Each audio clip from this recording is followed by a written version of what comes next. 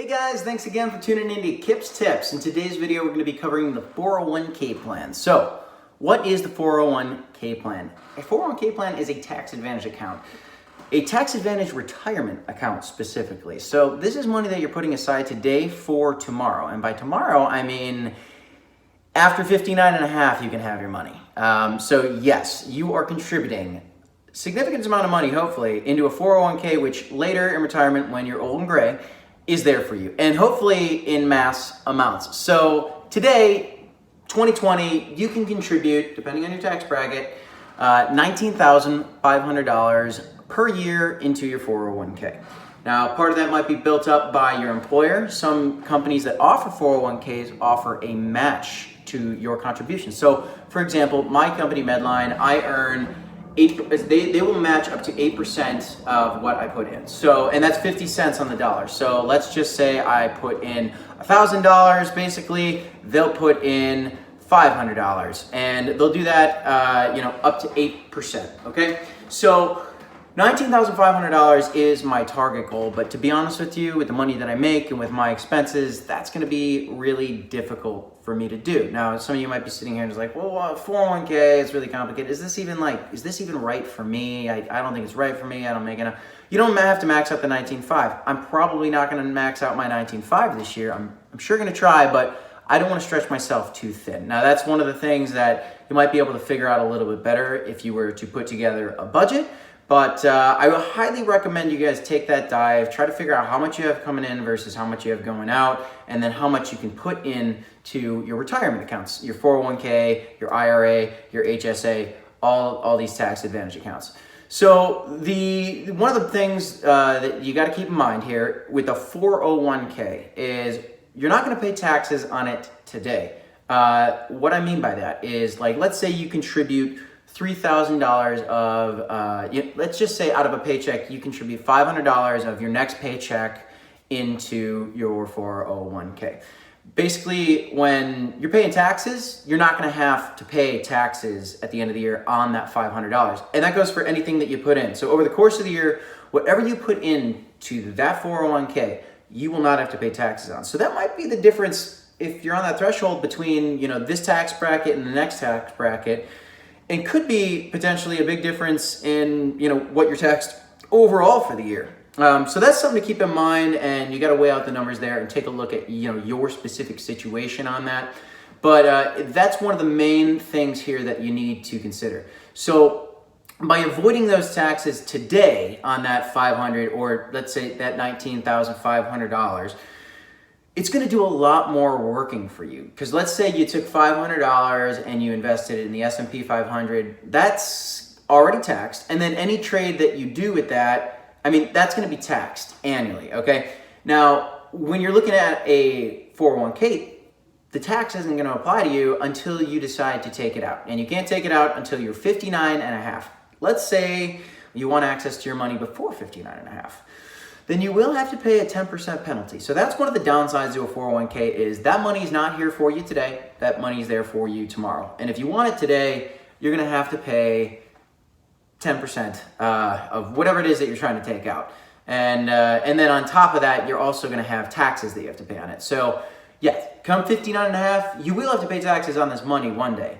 But the key thing here is that all that time from age 27 or 21 or however old you are to age 59 and a half, when that becomes available, that money is going to be growing for you tax free. And that's one of the most important parts about this video, about knowing about the 401k, is that you got to find that opportunity to maximize your gain potential by targeting compound interest opportunities. And the 401k is one of the best compound interest opportunities available to you, considering its tax-free advantages. Now, there's the 401k, there's the IRA, there's the HSA. I'm gonna go over the IRA and the HSA in some separate videos. I'll probably do the IRA tomorrow, to be honest with you, because I think these videos go very well together.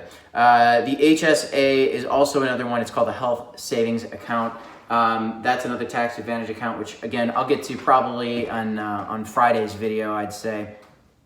But I want to make sure that I'm telling you guys about these tax advantage accounts, because here's the thing. They're boring. They're boring and it's money that you're not seeing today. You're not going to see it until you can retire, and that's for some people frustrating. And altogether, they say, "Oh well, I can go earn 10% here, or I can earn 12% here in this mutual fund, or oh, I can earn 6% in the S&P 500, 7% in the S&P 500 year over year," which is true. You could find all those opportunities. That's true.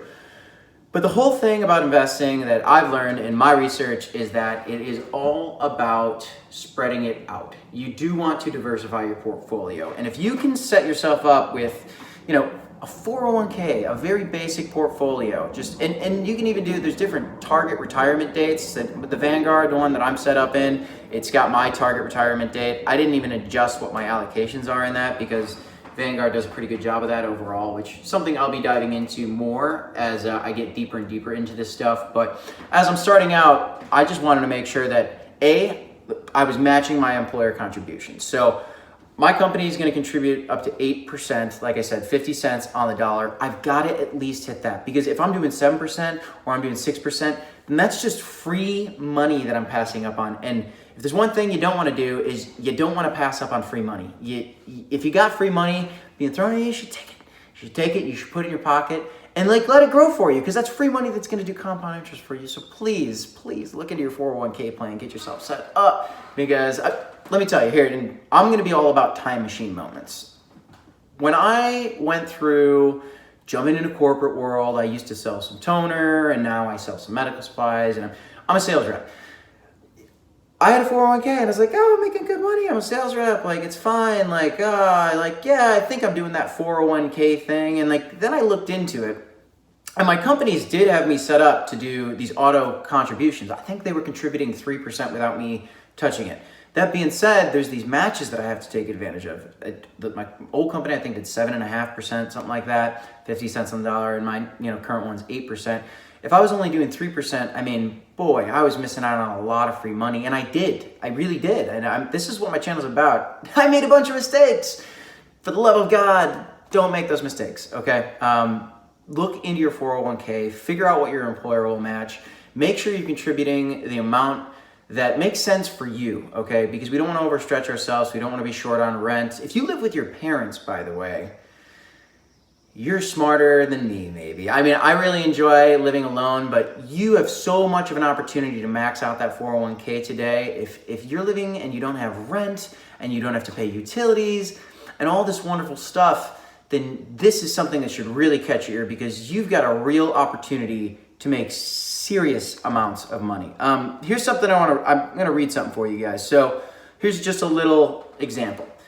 If a 25-year-old started investing $19,500, your maximum contribution, per year starting, this year, 25 years old, by the time that you're 70 years old, you'll have $4.48 million. Now, 5 years later, let's say, you didn't start till now you're age 30. So 5 years later, you started doing the 19.5. You would only have $3.24 million by the time you're 70. So you're talking from $4.48 million at 25 to $3.24 million at age 30. And that's by the time you're 70. So you're looking at literally $1 million difference, $1 million difference by just starting 5 years later. Now, we could keep going on this. If you're 35 and you start you do your 19,500 a year, you could have 2.32 million. If you're 40 years old and you start, you'd have 1.63 million by the time you're 70. If you were 45, you'd have 1.13 by the time that you're 70. And that is, if that doesn't give you the picture of you've got to start investing while you're young, then I don't know what will. That's just the most basic example of looking at compound interest and time in the market. Time in the market is what you need to be fishing for. I want you to grab it by the horns, and I want you to ride that bull all the way to the top. Now, we're looking at market trends. We want to look at large market trends, and if the market tells us anything, yeah, there's ups and downs. You might have a year where, there might be a year, I don't know, God forbid it, that you lose 50% of your portfolio. But if you look at the last 100 years and you look at the history of the market, you're talking about 7 point something % gains on average year over year. So, My strategy is buy the dip. I mean, like, let's say you don't like the market and you don't like what the market's doing today, and you think, oh, the market's going to go down because, oh, there's an election coming up, and oh my God, oh, it's so unpredictable, and there's money and it's going to be dropping, and okay, then maybe fine. If you really want to, maybe don't do a contribution until the dip happens and try to buy the dip. Or you can dollar cost average and you can just buy weekly, monthly, bi-weekly, every paycheck. And you could just do a set amount so that you make sure that you hit your 19.5 or whatever your goal is to do your contribution for your 401k. That's all I'm going to say about it today. Tomorrow's video, I'm going to go over the IRA and eventually we'll get into the HSA, but I definitely want to drill home what these tax advantage accounts are about and why they're your friend. And I understand any skepticism that anybody has about it because it's like, I don't want to wait till I'm 59 and a half to get my money, but something you should take a look at, something that I'd urge you to do. I'm not a financial advisor in any way. These videos are for entertainment purposes only, but I just want to get some food for thought out there because if I had a time machine, I'd go back in time. I'd do a little bit, I'd take a couple different moves, and I want to help people and giving them their time machine opportunity before they even get to that stage where they wish they could go back in time, if that makes any sense. Well, thanks again, guys. This is Kip's Tips. Feel free to hit that subscribe button below. I look forward to making more content for you guys, and please feel free to leave any questions, comments, future videos, ideas in the comments below. Looking forward to showing you guys what's out there and chatting more with you. Thanks again.